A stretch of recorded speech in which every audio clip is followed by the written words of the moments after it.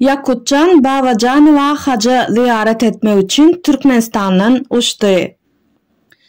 Dün 23 Ağustos'ta Yakutcan Babajanowa Dubay'ın Birleşen Arap Emirlikleri üstülen Saudi Arabistan'a hacı ziyarete gitti. Bu arada Türkmen Helsinki İnsan Hukukları Gaznasyna Türkiýede ýaşaýan migrant gyzy Hamida Babajanowa habar berdi. Şu ýazda häkimetleriň ejeme bütün ömrüniň arzuwy mukaddes ýerlere ziyaret etmege gadagan etmek bilen guran Berk diwaryny döwmegi başardyk. Öznüksiz talaplarymyzyň netijesinde Türkmen häkimetleri bu gede kowa menziline oňa päsgelçilik döretmedi we ýurtdan çykmagy başardy. Ýatlap geçelim. 2023 ýylyň 3 aprelinde 73 ýaşly Yakutcan Babajanowa ziyaretçiler toparynyň bir bölegi bilen kiçijik umra haja gitmek üçin Türkmenistandan çykmaga ruhsat berilmedi. Satyn alynan uçar petegi, tölenen salgytlar, zerur resminamalaryň bardygyna garamazdan Zenana, Aşgabat, Istanbul uçaryna minmäge ruhsat berilmedi. Bu topar Istanbuldan Saudi Arabistanyna gitmelidi.